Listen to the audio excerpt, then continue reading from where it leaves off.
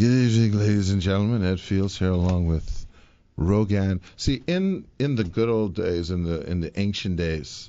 Ancient? Yeah. Okay. You had names. You didn't just be Rogan Smith. You'd be like Rogan the Brave, Ed the Coward. Mm-hmm. You know, like that. That's so yeah. So Ed Fields here with Rogan the Brave Smith. Mm-hmm. So hold on, before we even go in, I have to say happy birthday to my niece. She turned 10 today, so happy birthday to beautiful Tatiana Forbes. Love you. And she listens to this show. She does. Even though she's only 10. How old is she? 10. Okay. Mm-hmm. That's the one with the book. No, that's your girl. That's Tashina's daughter. Yeah. Jesus. So anyway, keep up. the big deal, the big thing, the big enchilada is your jelly pudding. Your boy Bill Cosby looks like he's going to be in some jail time. That's the talk of the town. Yeah. Boy, it's the talk of the world. What town? Any particular town? Yeah, Salem. Okay. Mm-hmm. All right, but only there? It's only there? Town, and then talk of Nassau. Okay. And then went to Freeport, and there's a talk there. Okay, because if it isn't the talk of the town here, we can't talk about it. But it's the talk of the world towns? I don't know if they're talking about it in Syria. Or Mongolia? I don't know about that. Okay. Mongolia's probably going, hello. No. No. Man, boy, I tell you. I'm not surprised, and I know a lot of people are angry. Before we do that, what do you think he was with your boy? That's a horrible outfit. Isn't he a fashion designer? Is that like a what is that? Skinny jeans and Is that like a piece of dress? Is that like a dress? Hold on. Is that a man dress? You know how you have man pies? Wait a minute, is that a deep V-neck? Yeah. Well, you know, he got the thing on. What you call it? The skinny pants. The stem cell. So, you know. But that's a man dress. It's because he got a belt over the T-shirt. It's a tunic with a low belt. I like the belt over. That's very. It's not a tunic. It's like a tunic. It's a man dress. Is that it ain't long enough? A tunic goes all the way down, man. No, it doesn't. It stops like right here.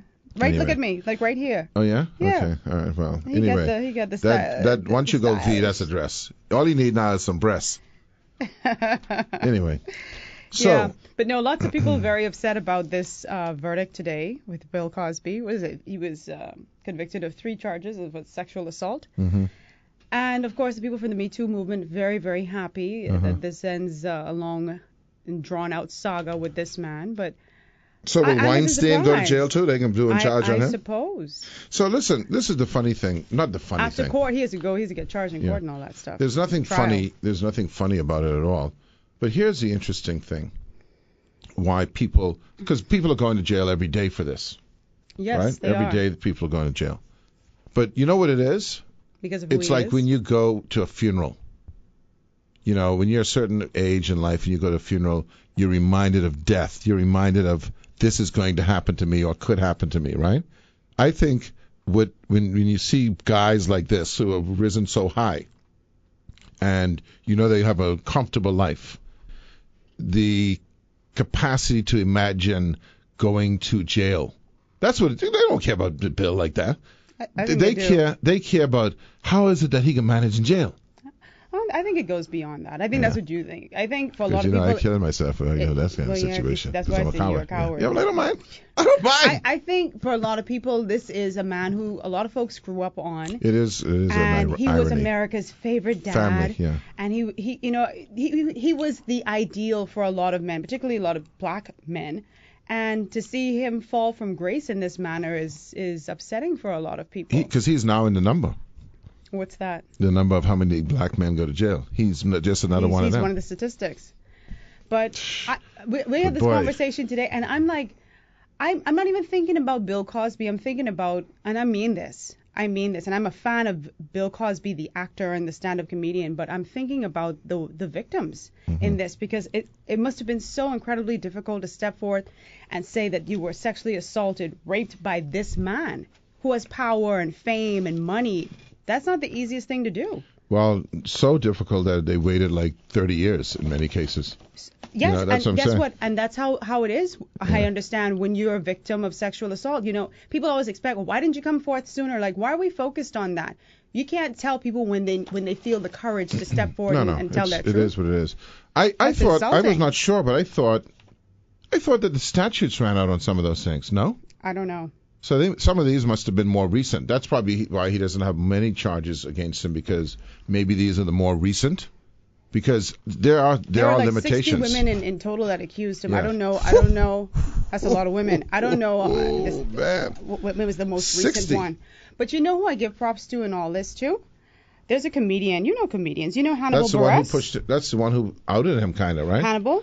No, I don't know if it was Hannibal. There was a Hannibal guy who Buress. said, He did a stand-up. Right. He did a stand-up. And he told him bit. to go carry his rape himself. And basically told people go and Google him, so you'll see more, hits with his. I think it was rape. one of the women who said that's what caused her to. Yeah, that come was forward, what made her step forward. And it's because you see, I always say this to you, and I've been saying it to the general public all my life on radio. If you see this, no, but let me go back. We always talk about the general philosophy of not being hypocritical. We talk about that, the lukewarm thing, right? If you're going to be in the public domain and you're going to be espousing certain things, you better be living that. Mm-hmm. Okay? See, like for instance, aside from the fact that I just don't believe about littering, I can litter. Mm-hmm. Okay? Because you know what? If the average guy on the street litters, and I don't mean to say average guy, but let's just say someone on the street litters who's not talking about litter all the time. That's one thing. But if someone caught me littering. Oh, headline story. Hypocrite. Hey, complete you hypocrite. got it now. Yeah. Okay. So I don't even allow people around me to litter. Right. Because I didn't want to be associated with. You might, like, if you're in the car and they only see you. Yeah. But so it's actually a very good thing because it controls you from doing anything like that. Same thing, there's certain things I talk about. There's certain things I don't talk about because I feel like I can talk about, not in my view, not having children willy-nilly, because you know what? I got none. So that's ground I will touch. But when you go he was going around the country talking about don't cussing and men pull up your pants and pull up your pants and you're stupid and you're rapping thing and if you're a comedian don't cuss and why you can cuss and I'm a family. Which were good messages. Except I rape him. You rape him. You drug in and you rape him. I don't case when I rape him.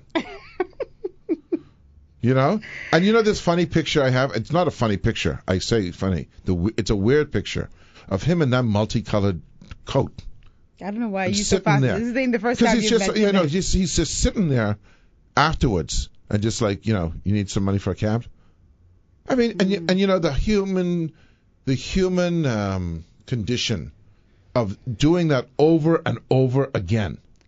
Let me tell you something. Do you realize there are people who believe this is all a conspiracy to bring down the black man? Yeah, well. And that's what this is all about. Oh, it's a conspiracy, all right, by him.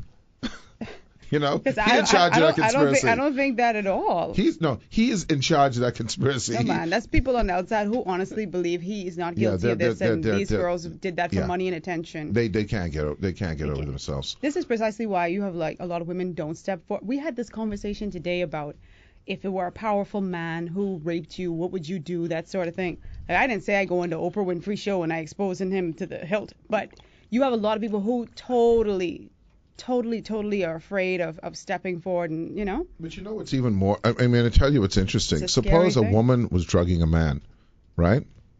That person wouldn't be stepping forward.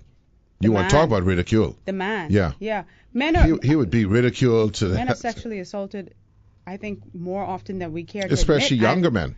And if you... And I know of a scenario where a man went to the police station and he was laughed at. Oh, yeah. He was laughed at. Yeah, we right. don't take that seriously. But if he went back and killed that woman. Yeah. He went back and killed her? No, I'm saying if he went back, then that would have been another No, that story. You would be, and that's the only way that they feel it, is when you figure that women just on a regular basis are ridiculed or attacked or persecuted actually, for reporting these things.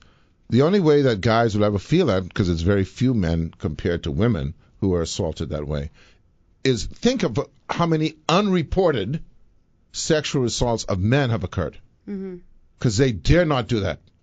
Because they feel, come on, man, get it together. Even when a man is abused by a woman and he goes and reports it, it's like, you can't control your woman. Yeah.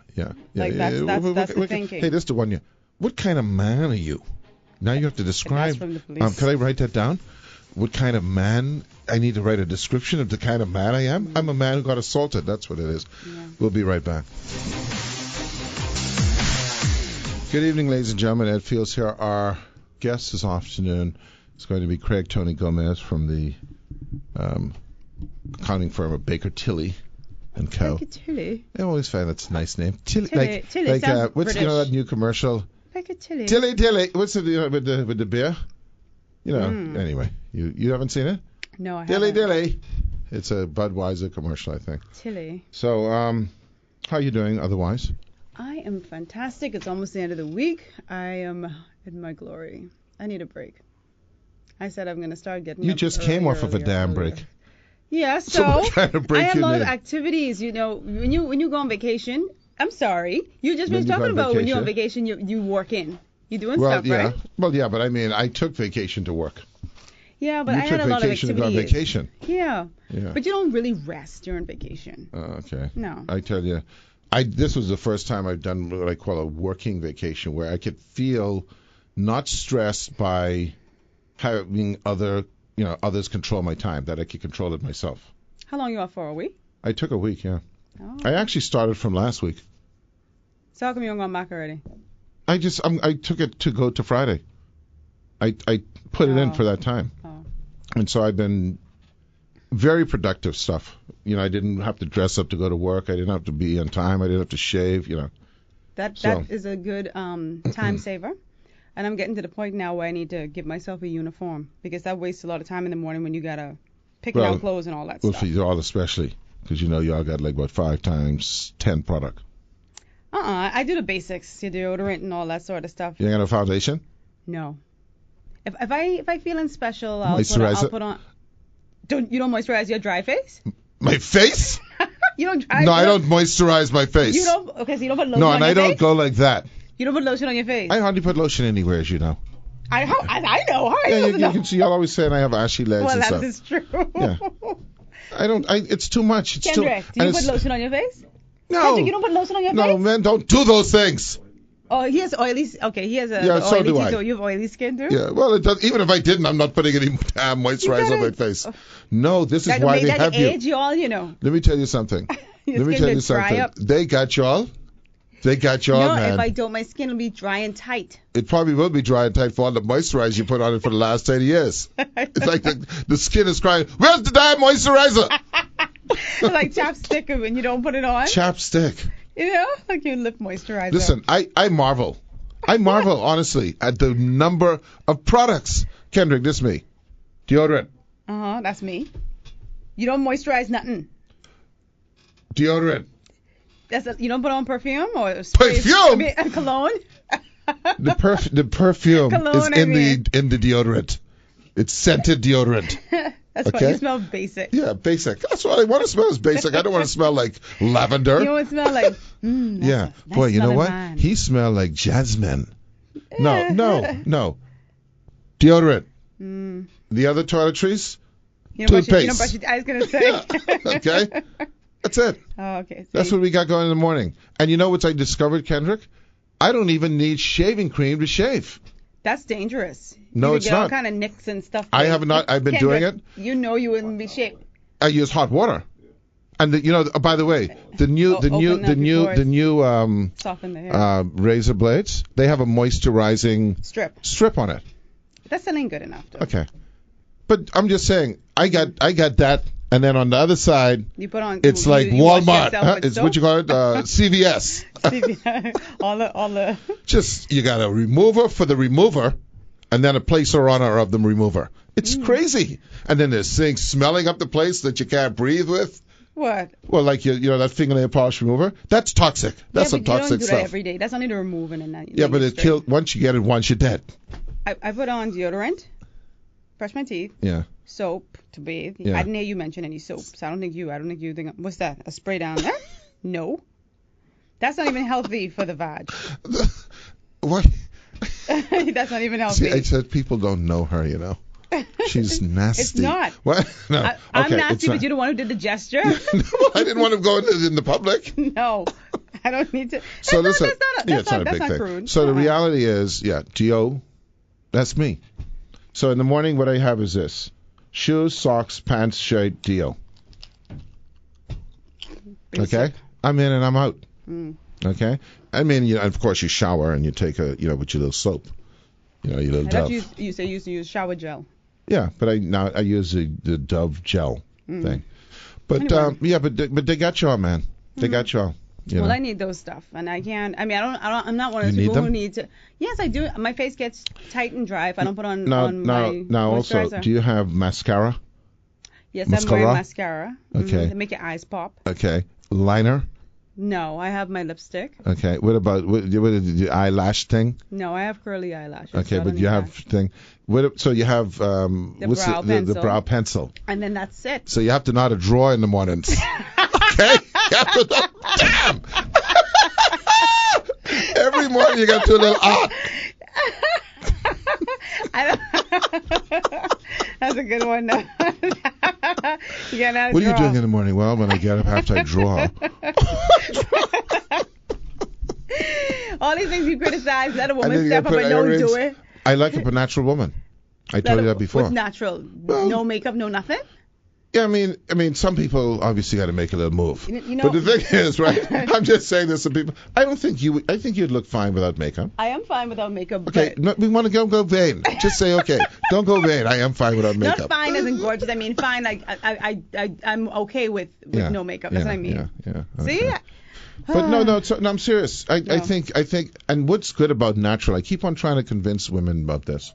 Well, Is when you go natural and you that's your natural being, right? Mm-hmm. When you then say doing something special then they'd be like, wow. and you put a little blush on, Oh, right? yeah, That's I what you do call that. blush, Mm-hmm. and a little lipstick, a little mascara, a little line. Then it's like, oh my God. Mm-hmm.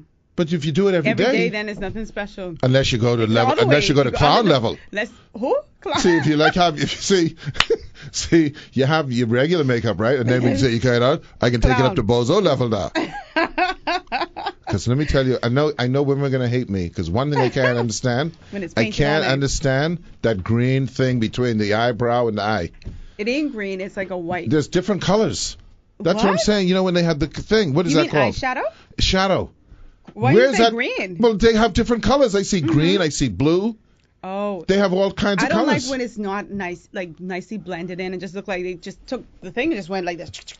But on the eyes why? and that's it. Where in nature is a blue face, a blue eye thing? Maybe on a peacock. I mean, it's just, you know what I'm saying, right, Kendrick? They just do it, and they got the thing, I know. and they're big clothes ruiners. Oh, yeah. Well, You can't go and hug a woman, huh? That's because you're tall, so anything will come off. Yeah, well, Yeah. I just think that they need to ease up on the Barnum and Bailey look. B&B. Now, I know, yeah, B&B. See, you're coming around. Jesus, I hate that. You're coming around. I did it to you the last show, Yeah, too. which is at RN, I think, but I couldn't remember. Redneck, okay. Yeah. So anyway, what else is up? What's happening with your Trumps and Mania? I ain't Hold on. checking for no stupid Trump. I got local stuff. Be very cautious. Because? Visa? I didn't know They're visa. listening. They're listening to everything. Only you one's scared of having your visa revoked. Trump, I'm not with her on that, okay? I all saw this story in the paper today about this woman who paid to be in. And Dr. Dwayne Sands had some comments about it. Mm-hmm. But she was pregnant and she paid to be on the private ward in Princess Margaret Hospital. Mm-hmm. And because they said, I guess there was some sort of clerical error inside the office at the hospital or whatever, she was missing some form. And so they placed her on the public ward. And it was a complete nightmare from And she there. paid to be She on the paid to private. be on private. Yeah. And she just detailed her experience there. On the public ward? Yeah. Whew.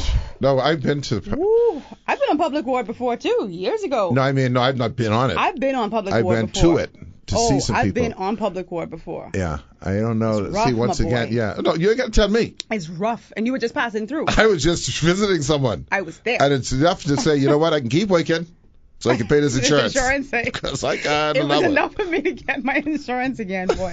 That was rough, man. That was rough. So I can't even imagine having a baby in an area where you didn't even pay for. You didn't even want to be because you paid to be in the private ward, man. But you need to read that story. That was just like freaky deaky.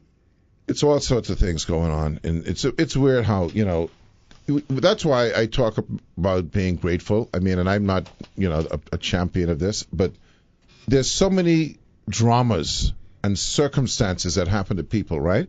That when you measure where you are, you just have to say, you know, what's the griping about? I'm plenty like this woman has something to gripe about. Oh yeah, she does. Okay, she so does. I'm not dismissing that, but I'm saying compared to her, when you go about your daily life, right? Because you ain't get the corn on time.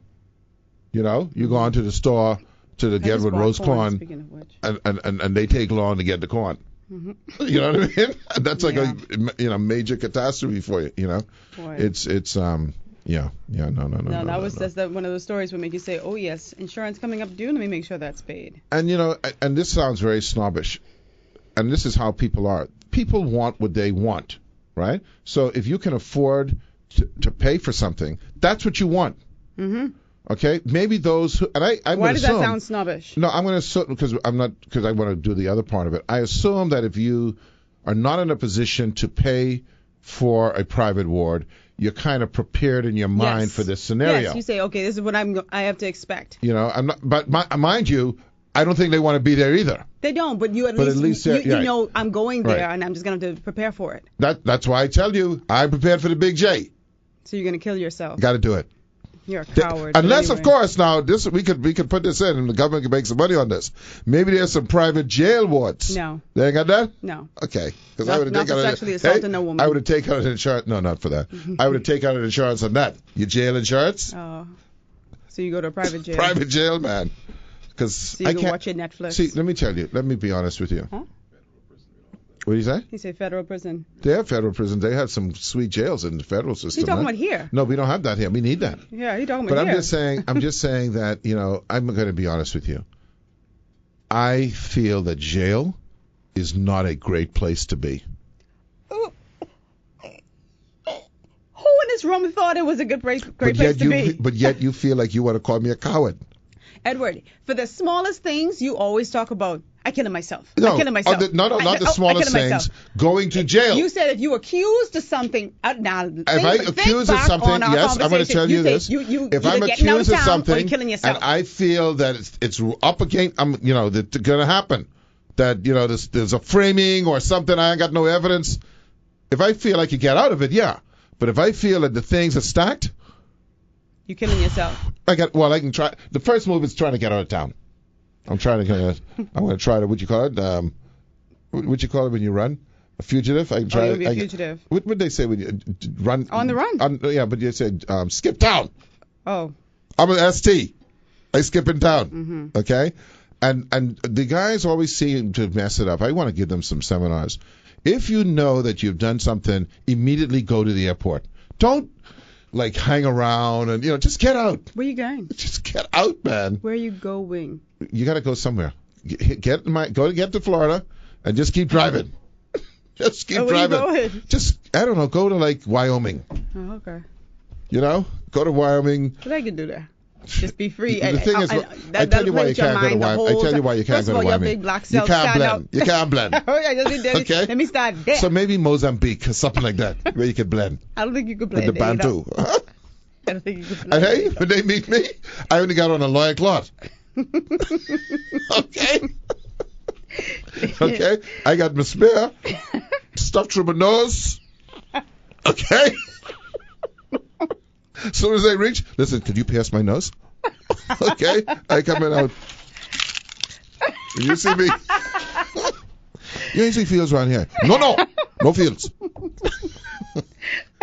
Because I can't handle the unsanitary conditions. I can't handle the anal rape. I can't handle the gang, whatever they got going on, the gang wars and the fighting. I can't handle it. And I don't like sardines, and I don't like grits, and I don't like mucky stuff. Okay? So I can't handle it. So you eat? So you just can kill yourself. Or escape. Mozambique. No. Botswana, something like that. So our guest is going to be Craig Tony Gomez. Let's announce some sponsors. You have that thing? You have the liner thing? Yeah, you could do the sponsors. I'll leave it for the last one. Yeah, okay. So we got, I want to say thank you to Wendy's, of course, and to Insurance Management. We have also Bristol Cellars, Heineken, Subway, John Bull Business Center, Kelly's Home Center, always a good sponsor.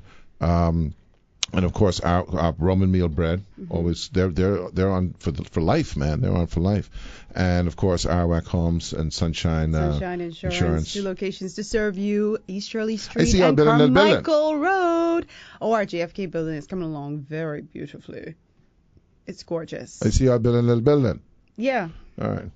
It looks really good. Yeah. Good. Nice location. So we got to always, and of course Burger King and KFC. Burger King and KFC, can't forget those. Kill KFC now.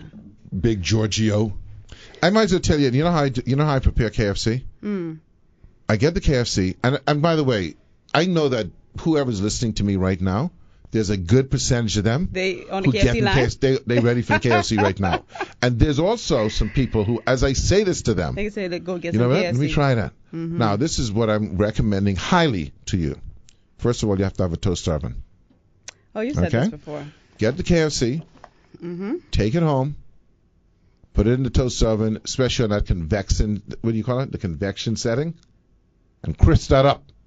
Don't get if you like crispy, fine, but don't get the crispy. Get the original, and put that in there. Get the fries crispy up, and the chicken crispy up. The fries, you put in your fries in there. I put everything in there and crisp it up. It's never the same. And you might as well just get rid of fries. Can I say to you? No. This is fresh fries.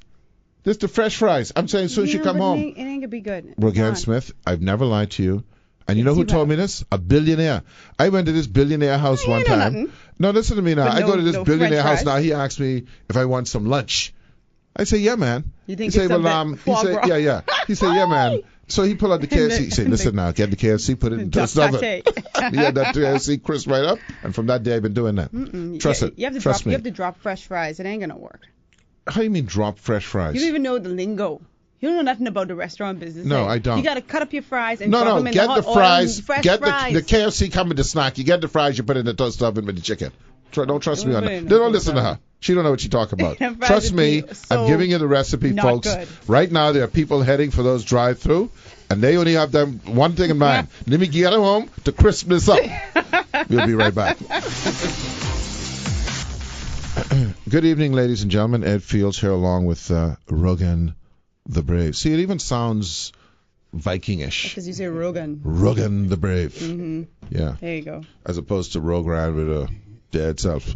Anyways. And of course, our engineer is Kendrick Williams. Our guest this afternoon is Craig Tony Gomez. It's the only person I know called both names. We were teasing you before you got here. One of many. I don't know no one else, Craig Tony. But I like it. It's cool. It's classy, okay? Michael J. Fox. No, he's Tony not anything. That's a J. I do it the whole names, okay? So and every time he can tell you, every time I call him, I say, "What's happening, Craig Tony?" Anyway, so of course you're with Baker Tilly. You've been in the financial sector for quite some time. Let me ask you, you didn't start out with them. Which firm did you start out with? Wouldn't promote the other firms, but I'll tell you. yeah, you ain't promoting that. I started with Price Waterhouse in Minneapolis. Yeah, and that's then, right. You're a Minnesota boy like me. I'm a Minnesota boy. Yeah. Beautiful city. Yeah, you go up there almost every year, right? Almost every year. Well, no, you go to Chicago. Well. You're a Midwestern man. I'm a Midwestern man. Yeah. But so you started with them, and then what? You morphed to your own deal. Price Waterhouse, then Ernst & Young. Prior to Ernst & Young's merger of Ernst & Young. Okay. Right? And then, of course, my brother was with Ernst, and I was with Young. Right. And then we decided to go on our own, and it became Gomez & Gomez. Yeah, and now you all have... he became Grant Thornton because we represented 3 firms at the time. Right. And they didn't want that multi-representation. Right. So he took Grant Thornton, I took 2 other firms. Yeah. Since then, I dropped 1. So I'm Baker Tilly now. So you're all rich? How do you find rich? Anytime you have a franchise or anything, man. You know, if you have a popcorn franchise, you're rich. Yeah. Anyway, so listen, congratulations. You've been in the world and you've done what you needed to do to get ahead. Listen, you are extremely poised to, or in a position, I should say, to kind of.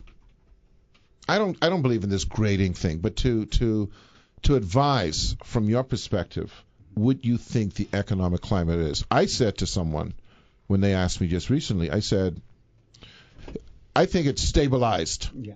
That's all I could say. You know, that was the only fair statement I could make from ignorance. But what would your opinion be? Well, there are several versions of interpretation here. One, if you look at the formal response. Right. So if you went, for example, to the IMF's report, Right. the IMF says we've turned the corner. This is their report of March 22nd. Right. But what does that mean to the person who is living in Nassau, for example, Who's unemployed? who is unemployed? Yes, we've turned the corner, but did we turn the corner a week before March 22nd? So there's no impact felt of that turning the corner. Do we see economic activity on the ground? And so the barometer is important. Who is feeling the turn? So at the administrative level, the government can now say, we've turned the corner. That's kudos for the government. Right. But that has to find its way down to Joe Public. Right. And if Joe Public doesn't feel it, that way, then we have then- issues. All right? But leadership, Craig, is this, and it's very difficult. I keep on realizing more and more, and you've been in that position too, where you've been asked to put yourself in that kind of position. It's a very difficult position because the things you have to do does not always meet the expectations of every individual, but you have to do them. You have to do them. So from a general economic health prescription in terms of where you need to go, how would you say that climate or are we headed in the right direction so that man down there can feel it, as opposed to in the past where it might have been less hopeful? Yeah, I think we are off to a good start, Ed. The government has done what it's supposed to do, but they have to continue that journey. That's a process. That's a journey, and if they stopped right now, the journey is incomplete. Right. And so you have to continue on. Now, when you plan for the future, events and circumstances could overtake you. Exactly. So world events could cause disruption here. You know, I go back to something that we study in disaster management, one of the programs I went to lately. And it comes from the pugilist Mike Tyson. Who would ever thought Mike Tyson would be quoted around the world with the philosopher Mike Tyson. That's exactly right. It's ridiculous. But I won't intone, right? But his words that you normally see on minute one at these disaster conferences. Everybody has a plan till I punched him side the head. All right? And that's the reality. That's real life. All right? Yeah. We all have plans. Right. And as a Bahamian and Bahamian citizen, and as a resident of the Bahamas, I have my fingers crossed that the government's plan work out. But we are an integral part of the government. It's not the government and then its citizens. Yeah. And that serves as a reminder also to our leaders. You're not separate and apart from us. Hear our cry and do what you have to do. Right, we right, elected right, you right, because you say you could help us. Right. All right? I've come more and more comfortable, and I don't know if that's the correct phraseology, with accepting that leadership really requires extreme bravery, because we have over many cycles, and we're very careful to make sure we're not putting the finger at any particular, but over many cycles, pandered to short-term comfort versus the long-term objective. Yeah. Okay? And I think what you're talking about in that journey is that, for instance, when you see things like cutting expenditure, freezing hiring, even in the case where you saw BPL saying, look, we're going to have to downsize and kind of thing. These are painful steps. Yeah. But it's unavoidable. Is it avoidable, Craig? It's not avoidable. It's your first step is always generally painful. Don't mystify the government operation. Compare it to your own personal life or your own employment, for example. That's right. You get up every day, and if the budget in your house gets tight, you have to say to your loved ones, what am I cutting? Hey, Ain't no vacation this year. Ain't no vacation. No fast food this weekend. And that short step is painful. It is hardly ever a good step. But if it's in preparation for something down the road, It's no different between your personal life Right. and the government sector. So especially when you're telling, and I don't want to use this analogy to belittle anyone, but like when you're telling your kids, you have a responsibility for your kids. yes, And so when you have to say, I can't, yeah, they take it hard. absolutely. It's the end of the world for them. Absolutely. As you get older, obviously we're not talking about children, but when the government, if you take that same type of relationship, says, I have to do this, it's going to be taken hard. It's a painful exercise. We have to bear in mind too, though, the message you're sending. While you cut a benefit for a child, you still don't cut everything for a child. Right. You have to give them a little something. You got a safety net. A safety net. So whatever that is in the national context, whether it's Arawak Key, some event on Arawak Key, or something that makes unemployment benefits, etc. Right. You got to have there has to be some sort of gratification along the way. All right, it's no different. But now, be careful from the national context. Be careful of what you're saying, because if you as a government say, I am going to cut hires and I'm going to cut my staff expenditure via cutting staff, which is one of the processes. And I understand why they're doing it. I'm just giving an example here. Right. Better don't be spending in some crazy way on the other hand. Yeah, and that's correct. It has to be. I have to see some other benefits if you're going to cut here. But you're also sending a message to the private sector as well. If the government is going to cut, this is the history. If the government is going to cut, private sector uses that opportunity also to cut. So staff I'm talking about. Right. So invariably what you see, the government cutting, and then the private sector says, well, we have less business, the government has cut, so I'm going to cut a couple of people. There's a little strategy but in there economics, too. But in pure, and I don't know what is it, Keynesian or theory, right? Yeah. When government isn't spending, the private sector is. I mean, it's supposed to be one or the other, right? But it's not possible in this day and age to go by that. It can't be, because government is one of the primary generators of revenue. In this instance, all right? So if government cuts, mind you, they're only cutting staff. Right. I hope there's no cutback. That trickles back. But that trickles back, all right? So if I used to get $5 million worth of business from the government in any 1 year, and it's now down to 4, right. I don't need the relative employee level to do business at 4 million as I would have done with 5 million. Right. So there's a direct relationship. Now, what I am anticipating in our current context, mind you, the government has a longer term plan. So what they will do is they will cut for the time being, but that has to come back up sooner or later. Well, let me ask you. So I know we discussed this with like Rupert Pinder and others, right? I think the government's mental or strategy is that we want to cut back on government expenditure.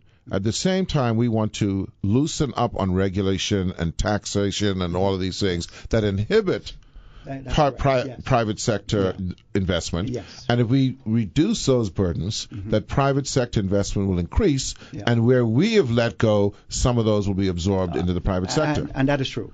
All right. But how fast is that reaction? Eh? Yeah.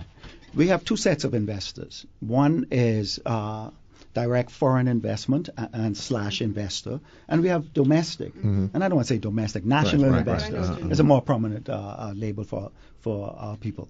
The national investor needs not only easing of regulations, but they also need access to funding. And something has to happen there, because we live in an environment now, as the IMF report said, there's less, the banks are flooded with money, but they're not doing it. But they're not lending. And why is that? Because of the numbers, because the employment is a little higher now. People don't have jobs. The provisions on loans and the history of bad loans over the last couple of years, it's just risky. But is it? But let me ask you.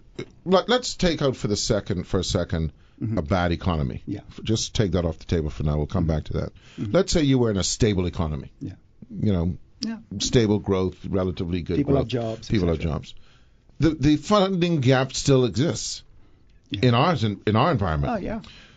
Is it viable for government to allow Bahamians to access foreign capital without penalty or not penalty, without premiums attached to it? Yeah. And if so, what kind of impact, negative or positive, does that have?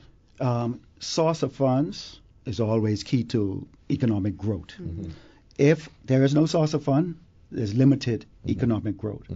If we allow persons other than banks who might give me better favorable terms than a bank might give me, so why are you limiting my access to those funds? And that exists now. And that exists now. We have tons of folks here. I know companies here that exist here that are investing here. Yeah. Okay, and have millions and millions of dollars. Yeah. They can fund their own projects. They only want return. Yeah. Why would they be restricted from, say, private lending? You know, a lot of Bahamians do private loans. Yeah, absolutely. Okay. Why would the non-Bahamian be restricted from doing that? Assuming you could vet them and all that sort of thing. If they pass this, let's call it the smell test. Right. Let's say they pass the test. I think there's an openness now to allow them to do a bit of investing through loans, which they hadn't done before. But I think it was just a mindset years ago that we restricted Bahamians, and particularly a group of Bahamians, from access to those funds. I know I've talked to merchants, Bahamian merchants, who over the years received funding from out of the country. When Joe Public tried to get funding from out of the country, he faced a greater scrutiny. What's the source of funds? Even before source of funds became a regulatory issue. All right. But if you got a guy, for instance, who's investing, I'm just going to throw a number out, $50-60 million in, say, condominiums. Yeah. Right. Yeah. So you've obviously, as a non-Bahamian, right? Yeah. You've obviously allowed him to invest money. Yeah. And there's KYC issues he passed. Yeah. Right. Why would you not allow then? And we're going to take a break. A Bahamian to borrow $200,000 from him. The field is a little wider opened now. Okay. They're allowing that to the extent he passes the test. Okay. Well, he's already here, so we all know. And we also know that a lot of his money was generated within our environment. Right. So he passes that test relatively. We're going to take a little break. We'll be back with, I was always going to say accountant at law. Accountant extraordinaire, Mr. Craig Tony Gomez from Baker Tilly. We'll be right back. Good evening, ladies and gentlemen. Ed Fields here along with Rogan Smith and Kendrick Williams. Our guest this afternoon is well-versed in what we're talking about, and that is the economic climate and the pressures on this economy. You know, I have noticed over the last, however months, and people can draw on what they thought, a more sense of calm. But obviously there's still a lot of uncertainty. And there's also a lot of still pain. There's still a lot of pain. And people, when you're in pain and you're at a doctor's office, you don't care when the doctors say it's going to be okay. You're still screaming because it's right now, okay? And that's why we see people screaming. I'm bad at my little analogies, right? But that's the reality, okay? But what aside from what we talked about, lack of access to capital, external sources, what else do you see as pressures on this economy that the average person doesn't, think about? One of the hot button issues in the country, and I read one of the dailies this morning that addressed the issue, the hot button issue is, of course, crime. We live in a region where crime is extremely prominent. Latin America and the Caribbean constitute 8% of the world's population, yet 38% of violent crimes, particularly homicide, are resident in the region. This region is a touristic region. And, many times we hear one or two of the embassies give out crime alerts and advisories. And for many of us, we just, it's another advisory. But we don't take into consideration the impact or possible impact of that on the economy. And so what you could have, for example, hotels nowadays used to be open properties. Now they're all exclusive, all inclusive. And so you keep your guests on your property, and the economic impact doesn't reach the wider community. So I've got restaurants over the hill, nobody's going to come. It doesn't filter down. I mean, not even residents won't even go. Residents won't even go. All right. crime is perhaps one of the biggest issues in certain Latin American countries, for example. It's out of control. It's out of control, and the government, the cost of crime is higher than government spending on infrastructure. We don't want that kind of thing to happen in the Bahamas. And we have done over the last 2 quarters, this daily report in today's paper said that we've been good for the last 2 quarters. We hope that continues. Crime is extremely disruptive. And also the perception of it. And the perception of it. Yeah. But what are some of the other things that spin out of crime? We keep talking in the Bahamas about a brain drain. Our young people are not coming back home. Well, if I could stay in a nice American city, that I can go downstairs to Starbucks or down the street to whatever store and could walk home at 11 o'clock in the night. Why come back home? The quality of life is completely different. So crime impacts that as well. From a business perspective, if I want to expand my business, but I got to spend 2% of revenues on cost of security. Instead of expanding my business, I've got to hire security guards. I have to have cameras, alarm, etc., etc. Those things are the hidden costs that we as users, people of the economy, don't see. That's the biggest problem. I always tell people, though, because this is a point to me that's very, has some degree of spuriousness to it, that, all those cameras that we buy, they didn't invent them for the Bahamas. Yeah, exactly. You know what I'm saying? That cost is evident everywhere. It is.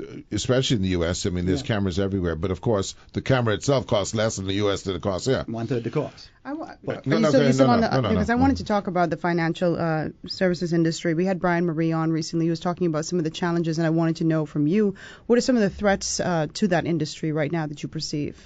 There are 2 issues that are very topical right now. One is the blacklisting issue. Of course. And that's an issue for the country as a whole, but it impacts the foreign investor and the foreign direct investor who's coming to the Bahamas. That's one of the primary reasons. And for trying to get our economy back to that's the first issue. The second issue is how do we gain confidence for participants or actors in the economy if we head down the wrong road, if we don't clear the blacklisting. Of course, inherent in that, of course, is the corporate taxation and the change of our tax regime. Is our regulatory regime stricter than our regional counterparts, or how does it stack up? The Bahamas is seen as a low tax jurisdiction. So when I sit with Baker Tilly partners elsewhere in the Caribbean, they are actively talking about their tax season. Right. That they're going to be too busy to do audits because the tax season is on. In the Bahamas, we don't have a tax season. We don't have a tax season. It's growing because now we have value-added tax. But it's not as advanced or as sophisticated as a lot of those other jurisdictions. I like our tax structure. I'm a part of it. Listen, but it's got to change. A lot of people are talking about this corporate tax and how it impacts the EU delisting or being clear of the list, as well as WTO. But I don't think the average person understands why the introduction of corporate tax helps us. Now, I'm assuming it's because of reporting, correct? What is the basis for why having a corporate tax would put us in better light with regard to the blacklisting? Developed countries see corporate taxation as across the board, and it impacts everyone. In the Bahamas, for example, we have VAT. VAT impacts goods and services in the Bahamas. If you are a company registered in the Bahamas, but you are earning income somewhere else, you're 0 rated. All right, VAT does not apply to you. Sorry, and so the EU wants to see taxes across the board. So if you're not taxed back home, you should be taxed in the Bahamas. So we're going to oversee their tax exercise for them. All right. So that's the thing that. But how do they benefit from that? If they're being taxed here, I mean, they're going to have to file back home, report it, send the money back home. Now, is the Bahamas going to be a tax collector for them? I don't know. Well, yeah, I mean, if take an example, if foreign company A sets a business here, we apply a corporate tax. Yes. I'm assuming that we're applying that corporate tax so we can collect the tax for our coffers. Could be. Yeah. Why would that then, if we're collecting the tax for our coffers, are they just saying, well, you didn't escape, and maybe because you have a corporate tax, now I'm not inclined to leave my country? Exactly right. Okay. Exactly right. Okay. All right. You take a look at a country like France, for example. France have had so many of its citizens, millionaires, all millionaires, all very wealthy people, re-domicile simply because they don't want to pay the onerous French taxes, Right. all right, which could be as much as 50-60% on your income, all right. So those persons hit the road. Well, France wants to say, and the EU says, well, we're going to close down those roads that you want to escape to, all right, and so we're going to make life a little difficult. But suppose our corporate tax is 10% and their corporate tax is 35%. What are they going to now tell us what the level of taxation should be? I think eventually the heat stays on you, but it'll be alleviated because we have a corporate tax. That's maybe all we need. But there are other challenges because if we impose corporate tax in the Bahamas, remember we are likely to give up some other taxes. So, for example, customs duty. Right. So when you bring in this shirt, instead of paying 30 to 33% on it, they might allow you to come through. I don't know what the structure might be, but they would allow you to come through with the shirt. Or if you buy it here, you only pay 10%. Right. So and some of these things are required because I think with reducing and removing duty, it puts the consumer at a better position in terms of getting goods, and it creates more volume because now instead of having to go to Miami to shop for clothes, maybe I'm more inclined to do it here. Maybe you get better variety. Maybe it expands the retail business. You never know. Well, let's take a high price item like a car, for example. I bring in a car as a car dealer. I bring in a car, and if I'm not in the bonded area, I have to pay customs on that car. Let's assume it's 50%. Well, now it's 65%, sorry. So 65% of my 50,000 cash flow. That's right. Sits on the shelf. Whereas if I bought it and probably pay stamp tax, I put it in my showroom, and until you and Rogan come in, I don't have that cost of carrying that in my inventory. And that's one of the things why one of the reasons why personally I'm in favor of corporate tax. I don't have such a huge carrying cost out there. And it generate if we get the right tax structure, volume creates a revenue neutral position for government. Exactly. Without the burden on the public. That's right. In fact, the public I actually believe, Craig, that the Bahamas is poised because of our structure for a net increase in disposable income to the average citizen if we get our tax structure in the right order. Okay? That combined with getting energy costs down, which is possible, that all of a sudden the economy could flip because the average citizen has more money in their pocket. And what does the average citizen do when they have more money in their pocket? They spend. And this is a consumption, just like the United States, this is a consumption-driven economy. Yeah. There are a number of variables in there. There's this discussion, of course, on if you switch to renewables, will you have cost savings right away? It won't be right away. It won't be right away, and I don't see it for a number of years. You've got legacy debt that you still have, the government still has to settle. You have expansion, you have old machines that just won't work with renewables, so you have to modify or get a new machine. So I don't see the immediate benefit. There's an environmental immediate benefit. All right? So that's going to be very important. And even the issue, one of the things that can happen simultaneously, though, is the issue of reliability. The reality is if you have a reliable power supply, then you don't have to buy a generator. Yeah, exactly. Or you don't buy a generator fuel. Yes, I mean, I can keep my generator, by the way, because because you got hurricane in the Bahamas, right? But at least you don't have to stock up on fuel all the time, right? So there's opportunities, and this one gives me optimism. But I also want you to talk to the issue you brought up, which I think a lot of people don't address or are not cognizant of, and that is the issue of an aging society that you brought up. That you brought up. We were on the break. Yeah. In our previous economic model, let me go back to 1900s. In this part of the world, the model, the age for old people. A man lived to 30 years old. In today's world, we're up to 74 and 78 years old. And not only are we reaching those ages, we are quite active. You take a guy like yourself, but 65, 66? Yeah. No, 95. You sucker. I call you a sucker on there. Yeah. So was I off by by like 2 years? Yeah. I'm going to be 60 this year. Yeah. You dog. Did you That's funny. You all make it praising me now.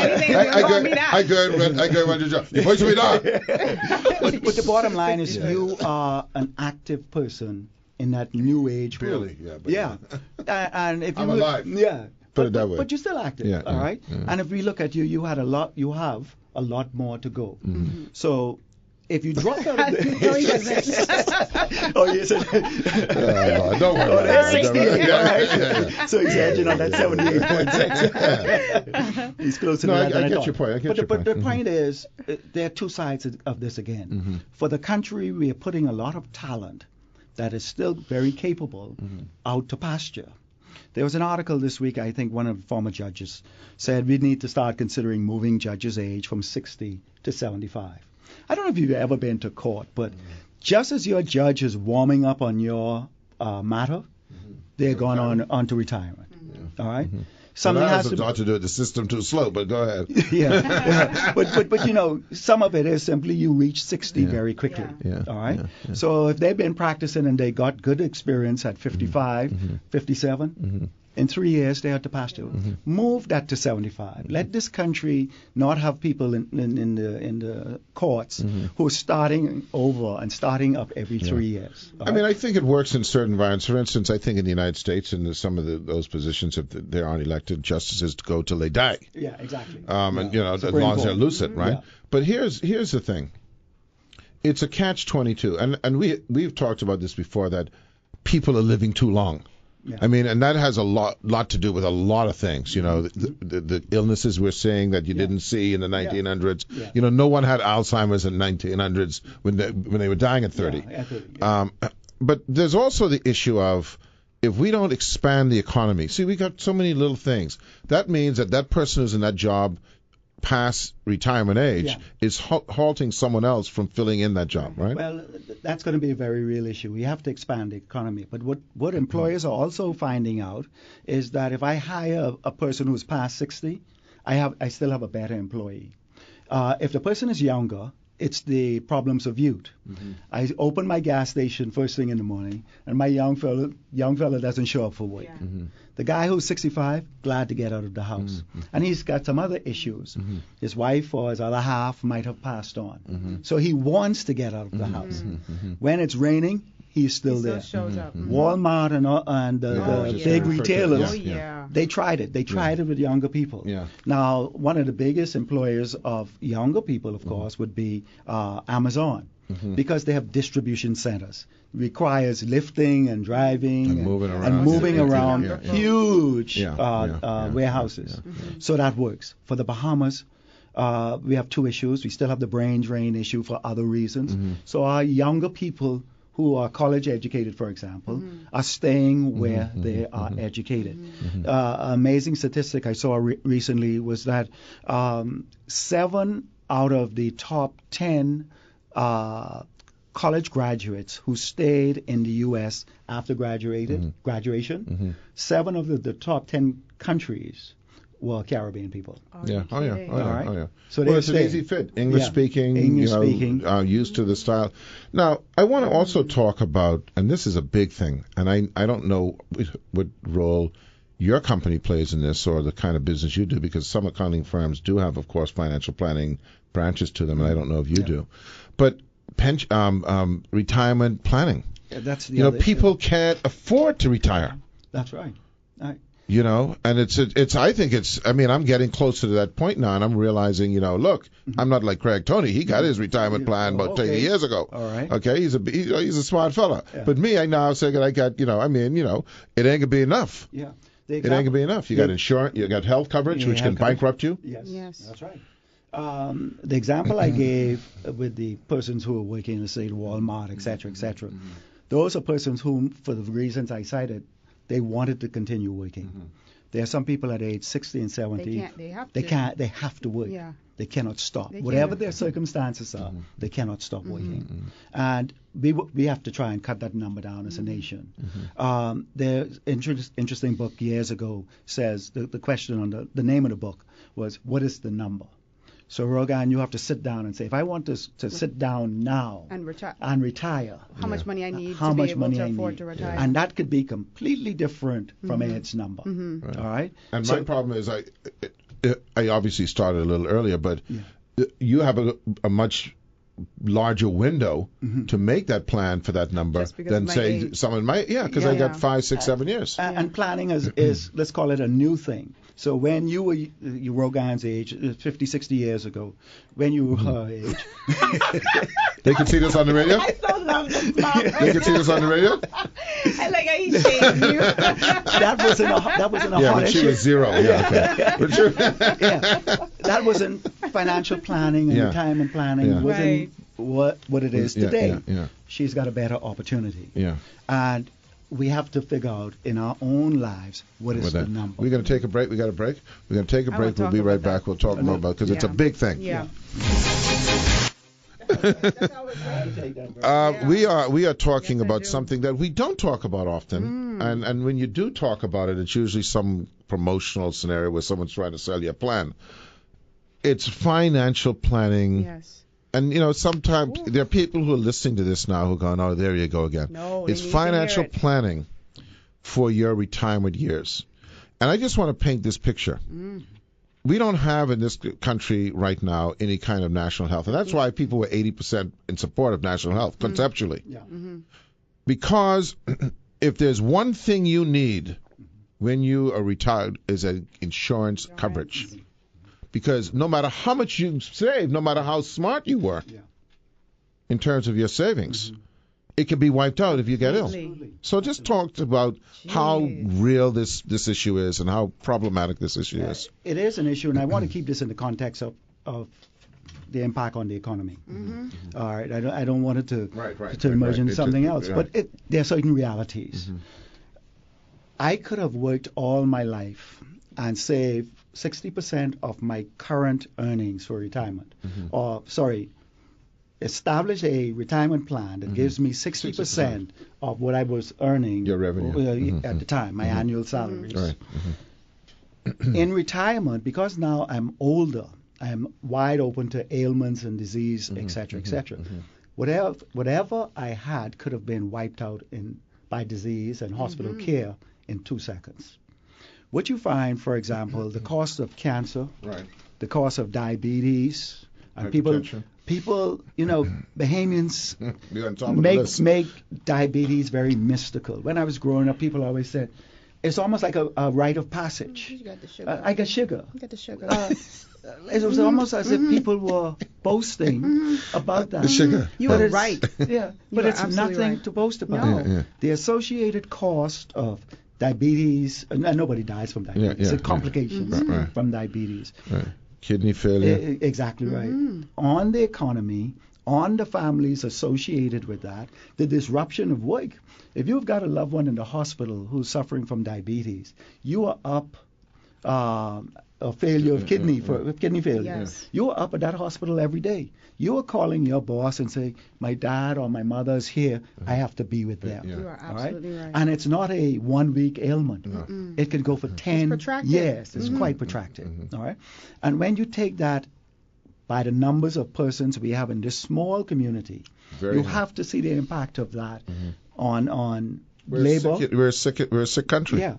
The one thing I would tell most people, everyone I run into, whatever you do, take out life and health insurance.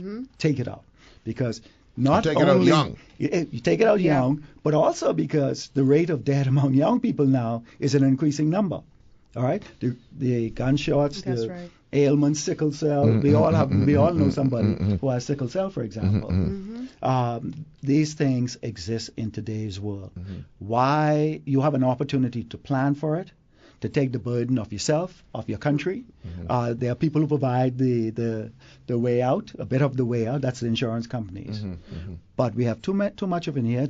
In this country, Dr. Sands talked about bringing the cost of healthcare down, and it was directly associated with things we eat. Yeah. But whether it's that way or through catastrophic illness or violent illness, the cost is far too high to the individual. And so it's going to be important that we do some things in terms of finances. If you're an average Joe, and again, I always hate using these terms, but they're terms that we use. You're a blue collar worker. Yeah. Is it possible? I mean, you're just trying to make ends meet, and now we got Craig Tony talking to us about saving for the future and all that. Is it possible? It is difficult.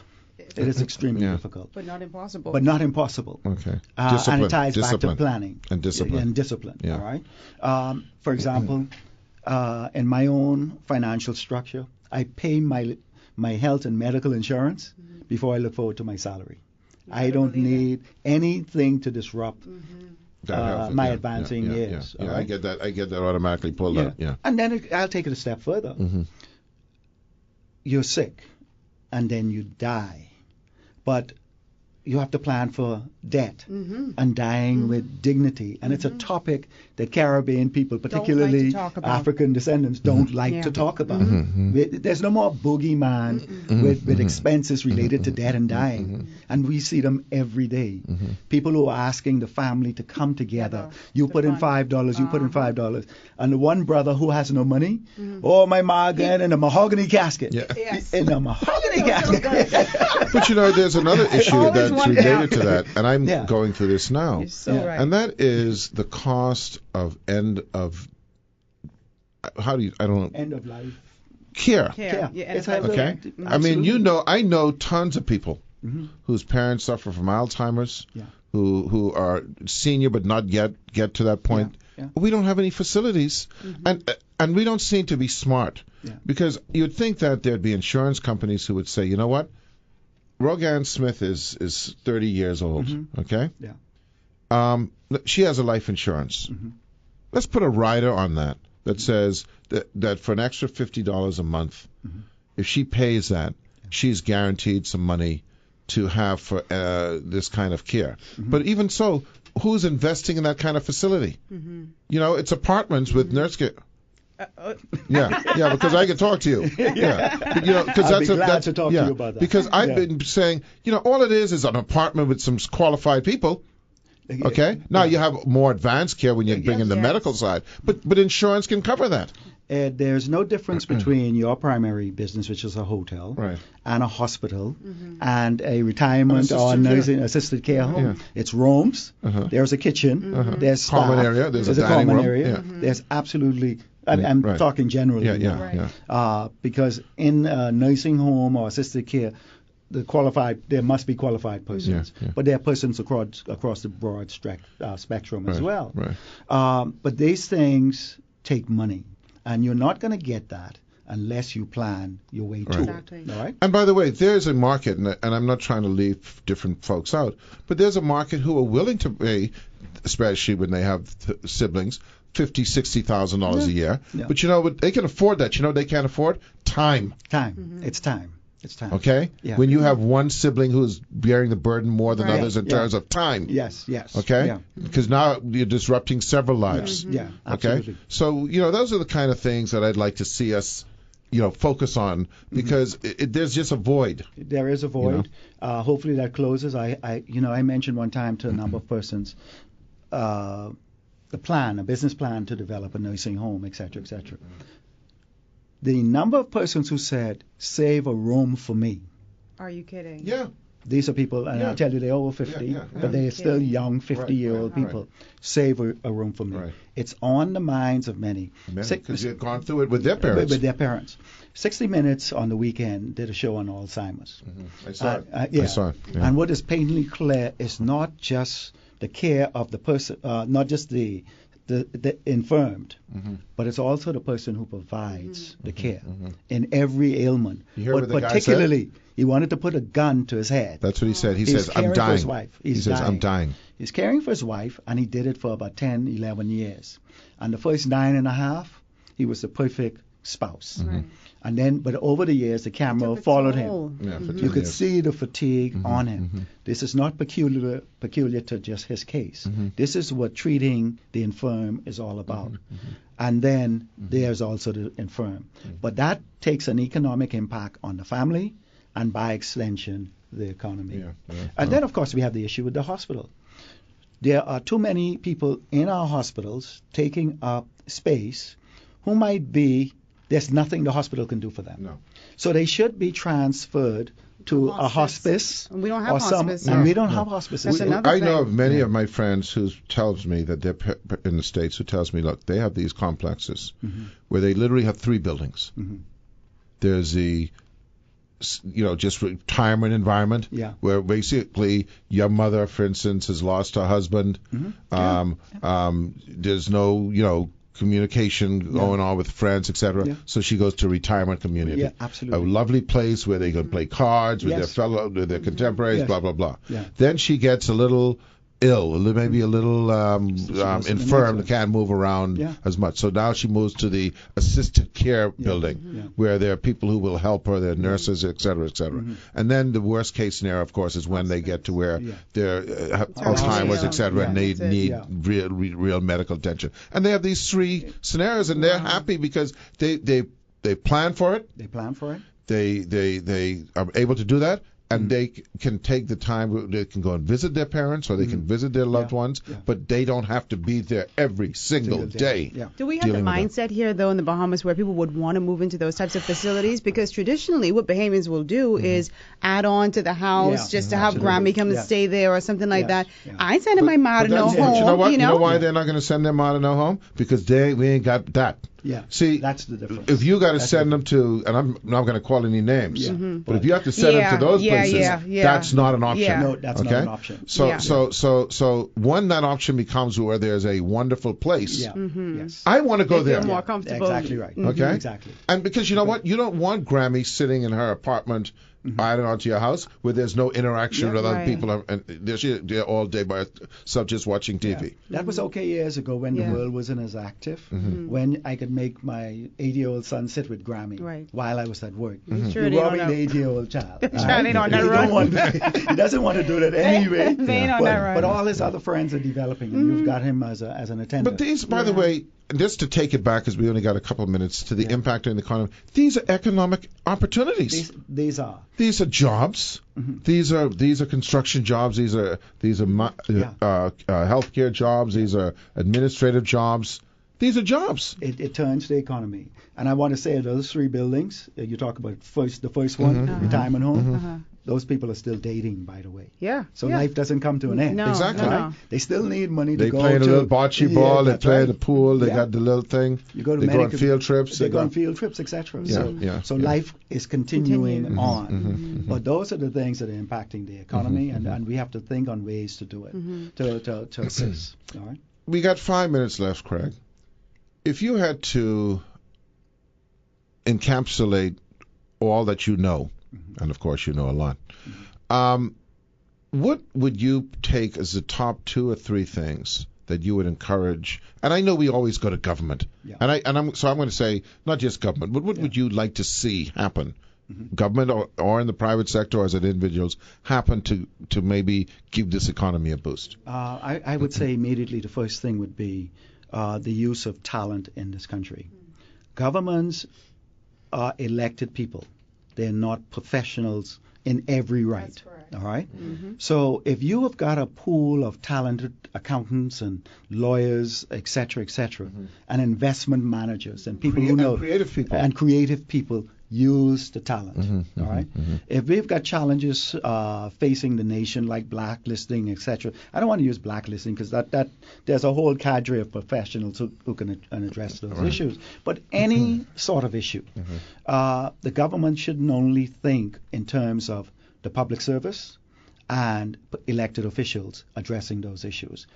Bring a collective body together and say, guys, and we don't need 100 people in a room. No. Because you get nowhere with that. Yeah.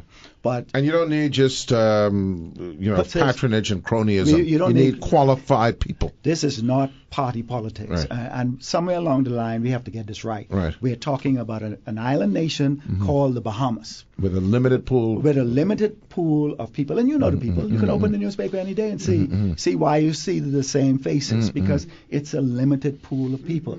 But there are some people in this country who are quite innovative, creative. I'll tell you, I can go, let's say Carmichael Road, for example, because that's the next financial district.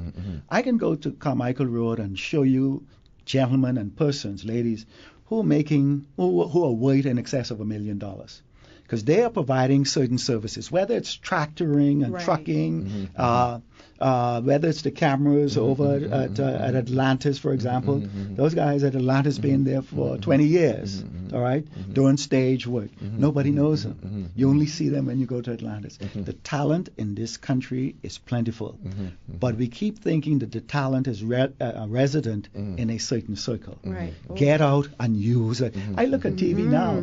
I look at TV.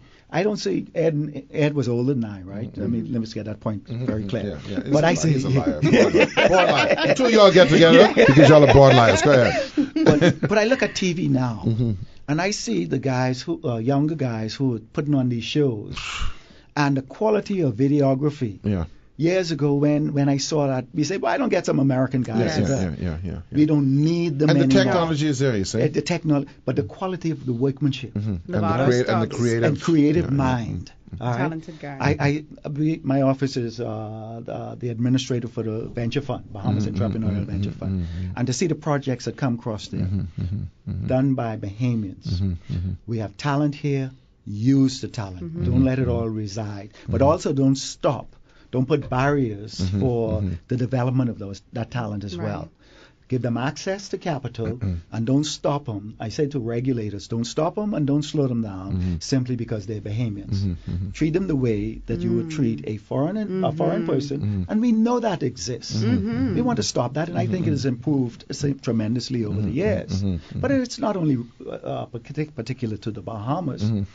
If you go to the African nations, you go to Latin America, the foreign person visiting the shore is treated better than the national person. All right, treat them right, but develop the talent. That's the major one that I have actually. Well, listen, we're going to take a break. No, that's it. Yeah, I mean, I say we're gonna wind up. Sorry, you're right. When you were coming on the show, you go, "What we can talk about?" Yeah. They all say that. Yeah. They all say. Everyone says that because, and I say, "Well, we got it covered." Yeah. It's a lot to talk about, and there's a lot of things to learn about, and I want to thank you for coming and helping more people learn about what their life is all about. So, Craig Tony Gomez, and we'll have you again. Yes. Yeah, thank you very much. All right. Pleasure being here. Please come back. Rogan Smith. I like Kendrick that he Williams. mashed your corn. Yeah, but you're the old. Yeah, I'm checking for you.